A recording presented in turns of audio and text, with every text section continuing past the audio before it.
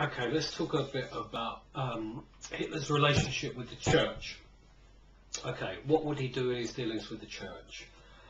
As you can imagine, Hitler does not like an alternative message being sent across to the German people, alternative to the Nazi ideology. And of course, the Christian church, 99% of Germans were Christians, is selling or is promoting a very, very different message to Hitler. It's promoting a message of brotherly love, love for everybody, where the Nazi message is the complete opposite. It's love for just one group of people, the Aryans, and everybody else is inferior to them. So they're totally opposing views.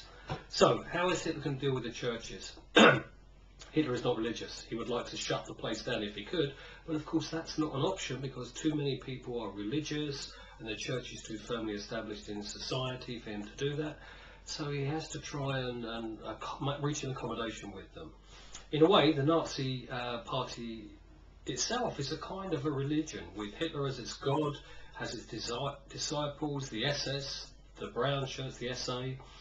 It's got its own Bible, Hitler's Mein Kampf, and it has its own cross, which is the swastika. So, how is it going to deal with these rival ideologies? Well, to begin with, we have to remember that there are two forms of Christianity. There is the Catholic Church, which is predominantly in the south of the country, and the Protestant Church, which is predominantly in the north of the country. Okay, how does he deal with the Catholics? The Catholics, of course, have their leading figure, the Pope in Rome. This is a rival to Hitler in a way. How does Hitler deal with the Catholic Church? In 1933, the Nazis and the Catholic Church do a deal with each other. This is the Concordat of 1933. What's in this deal?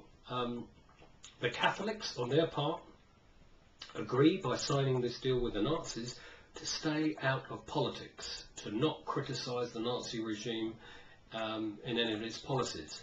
What do they get in return? The Nazis agree not to get involved in the Catholic Church, not to try and stipulate the message that the Catholics are sending out to people. So a deal is done, which is, ever since has been highly criticised. How on earth could the Pope do a deal with Hitler? This is like doing a deal with the devil. However, it's done in 1933. This doesn't mean that Catholic priests suddenly, shut their mouth and don't criticise the Nazi regime. That's not true. Over 4,000 priests would eventually be imprisoned in concentration camps for speaking out against the Nazis.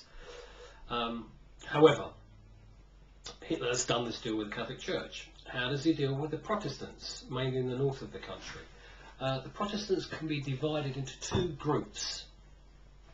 One group, the so-called Reich Church, are comprised of Protestant churchmen who actually quite favour the Nazis and think the Nazis are actually doing good for Germany. How can they think that? I suppose the Nazis are maintaining law and order. They're promoting the family. A church could see these as good things. Anyway, the Reich Church are on Hitler's side, and they even come up with a motto. What's the motto? It's the swastika on our chests and the cross in our hearts. So they managed to accommodate and do a deal with the Nazis, actually support the Nazis.